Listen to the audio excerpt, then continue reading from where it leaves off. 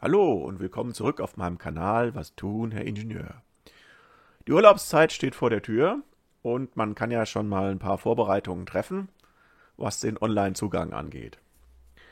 Bei mir ist es zwar noch ein bisschen hin, bis es zum Urlaub geht, aber ich zeige euch mal, wie ich mich da immer darauf vorbereite, also auf technischer Seite.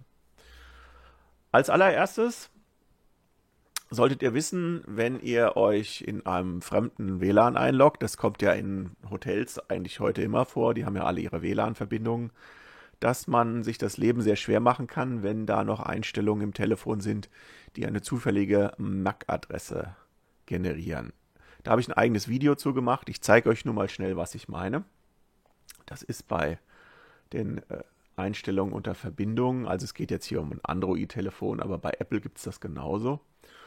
Und wenn ihr euch dann in dem Hotel eingeloggt habt, dann habt ihr ja hier euer aktives WLAN und da geht ihr da auf dieses Einstellrädchen und dann in dem Fall mehr anzeigen und dann ist das hier unten. Noch ein Stückchen. So, MAC-Adressentyp ist standardmäßig auf zufällige MAC-Adresse. Und das müsst ihr auf Telefon-MAC umstellen. Okay.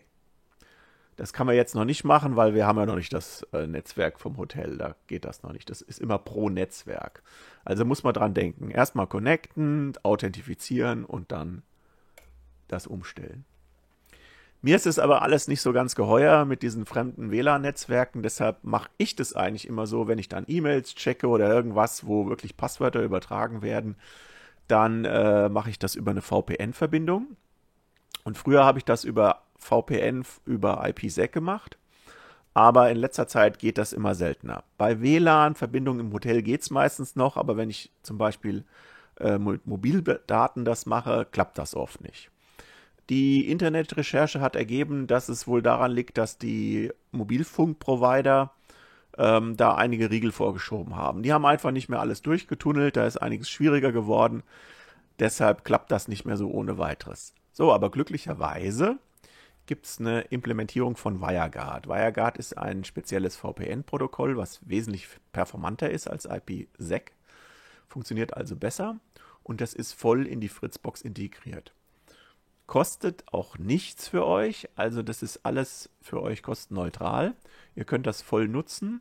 Ihr könnt auch diese App, die für die Verbindung nötig ist, zeige ich euch gleich, auch runterladen. Die kostet auch nichts. Und dann habt ihr die Verbindung von eurer Fritzbox zum Handy komplett durch einen VPN-Tunnel geschützt. Dann können wir ja gleich mal loslegen. Okay. Als allererstes müssen wir mal WireGuard auf unser Telefon kriegen. Ich habe das mal euch so gemacht, dass ihr das alles seht. Also das ist hier mein Telefon und das ist die Fritzbox, alles auf einem Bildschirm. Ich verbinde mein Telefon mit einem Tool, das heißt Flow. Das gibt es von Samsung. Das ist also von denen für Samsung-Handys. Das ist insofern ganz praktisch, weil wenn man kleinere Dateien übertragen will, dann kann man das auch mit diesem Flow-Tool machen. Man kann natürlich, wenn man das nicht hat oder wenn man ein anderes Handy hat, das mit dem Total Commander machen. Den benutze ich eigentlich sonst fürs ganze Netzwerk. Damit kann man also beliebig Dateien übertragen und sein ganzes Telefon irgendwie verwalten, durchsuchen. Das ist also ein Dateimanager. Den kann man dann noch ein Plugin installieren und da kann man auch aufs LAN zugreifen, also aufs Netzwerk zugreifen. Okay, also jetzt müssen wir erstmal in den Play Store und da brauchen wir jetzt also WireGuard.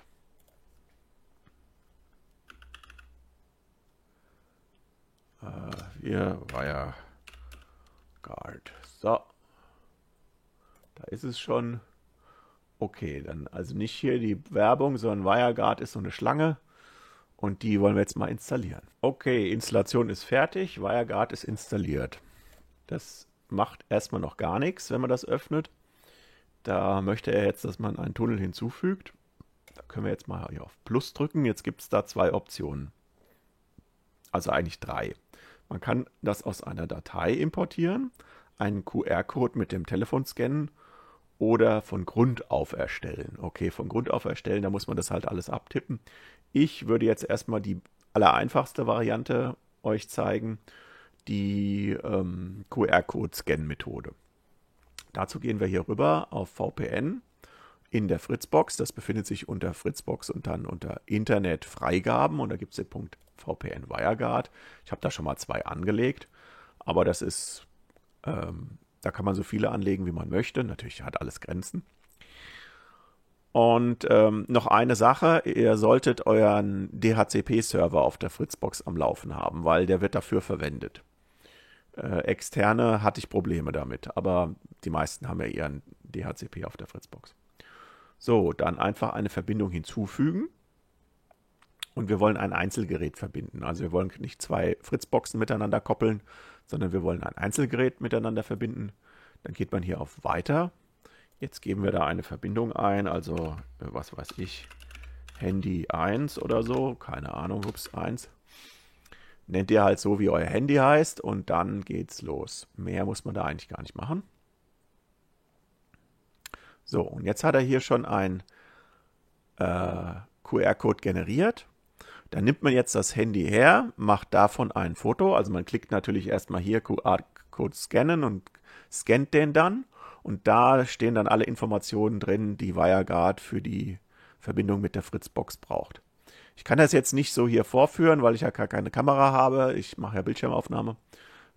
Ihr müsst mir glauben, ich scanne jetzt diesen Code und dann erscheint das. So, wie zu erwarten, war das sehr einfach. Ich habe also den QR-Code gescannt und dann trägt er hier automatisch in die WireGuard-App diese neue Verbindung ein. Ich habe die jetzt Handy 1 genannt.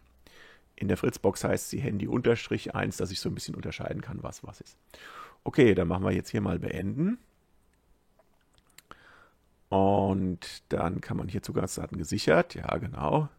Also hier steht halt, dass man das nur einmal abrufen kann. Und danach muss man neue generieren, aus Sicherheitsgründen. Also wenn man das nicht geschafft hat mit dem Scannen, dann sind die erstmal weg, dann muss man eine neue Verbindung anlegen. Also nochmal aufrufen kann man den QR-Code nicht. So, okay, bei uns hat das ja geklappt. Jetzt hat er das hier eingetragen. Und wenn ich jetzt hier das aktiviere, dann wird er das verbinden. Kann natürlich sein, dass jetzt die Verbindung zu meinem Bildschirmtool hier abbricht, aber wir versuchen das einfach mal. Genau, okay. So, und dann erscheint da oben dieser Schlüssel. Und was man noch eintragen kann, ist, dass man sagt, man möchte immer eine Verbindung über eine VPN machen. Das ist dann der Fall, wenn man dann im Hotel angekommen ist, dann lässt man das die ganze Zeit so laufen. Ja, und bei meiner Fritzbox ist das so, normalerweise sollte das jetzt hier ein grüner Punkt werden, aber ich weiß nicht, woran es liegt. Im Moment macht er das nicht. Kann sein, dass das daran liegt, dass ich noch die Laborversion habe. Also wenn ich jetzt hier umschalte, normalerweise kommt ja dann irgendwann der grüne Punkt, aber das wird nicht so wirklich geupdatet. Ja, doch, jetzt hat es geklappt. Also zweimal hin und her klicken und dann macht er das. Also wir haben jetzt hier eine aktive VPN-Verbindung mit diesem Handy aufgebaut. Damit ist die Konfiguration für dieses Handy eigentlich fertig. Ich zeige euch jetzt aber nochmal was anderes. Und zwar, wenn das mit dem Scannen und so nicht so funktioniert oder wenn ihr ein Gerät habt, was aus irgendwelchen Gründen gar keine Kamera besitzt, könnte ja sein, weiß ich nicht, irgendein Tablet für die Kinder oder so, da gibt es das manchmal, wie auch immer. Jedenfalls dann kann man auch noch eine Verbindung über eine Datei hinzufügen. Also, sage ich mal, Tablet, Kinder oder so. Da muss man etwas geduldig sein. Es hat einen Moment gebraucht, bis er dieses Fenster anzeigt, weil er muss ja erstmal diese Connection da generieren und den Schlüssel und so weiter. Und jetzt kann man die einfach speichern. Also man drückt hier auf Herunterladen und speichert die Datei an irgendeinem Ort, den man dann aufs Handy übertragen kann. Als nächstes habe ich jetzt die Datei, die ich da auf den PC runtergeladen habe, über ein Tool, jetzt in meinem Fall dieses Flow von Samsung, auf mein Handy übertragen. Und jetzt kann ich das hier auch öffnen. Und dann sagt man einfach hier aus Datei importieren. Bei mir liegt das jetzt in eigene Dateien.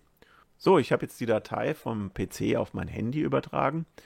Dabei ist noch ein kleiner Trick, wenn man die Datei gleich so benennt, wie die Verbindung nachher heißen soll, dann spart man sich den Aufwand, das getrennt nochmal zu editieren. Das geht zwar, aber das ist halt auf dem Handy manchmal ein bisschen fiddelig. Also ich habe die gleich so genannt wie die Connection in der Fritzbox, nämlich Tablet, dann weiß ich, was los ist.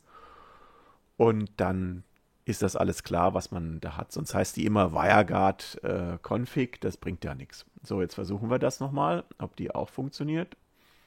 Ja, das sieht schon gut aus. Und hier haben wir jetzt wieder das Problem, dass der das nicht aktualisiert. Immer noch nicht. Ich gehe nochmal ganz raus und nochmal ganz rein. Nochmal hier hin. Ja, jetzt hat er es gemacht. Also, das ist die richtige Verbindung. Der hat auch einen Connect gemacht. Es funktioniert. Wunderbar. So geht es eben auch mit einer Datei. Als letztes kann ich noch mal kurz gucken, was vom Grunde auf installieren heißt, aber das ist halt schon ein bisschen schwieriger. Da kann man eben alles per Hand eingeben, muss sich aber da gut auskennen und zum Schluss müssen nämlich auch die Schlüssel generiert werden. Also da sollte man dann die Anleitung von WireGuard befolgen, wenn man das alles per Hand machen will. Sehe ich keinen Sinn drin, weil es wird ja über die Fritzbox sehr gut generiert und warum soll man sich da die Arbeit machen?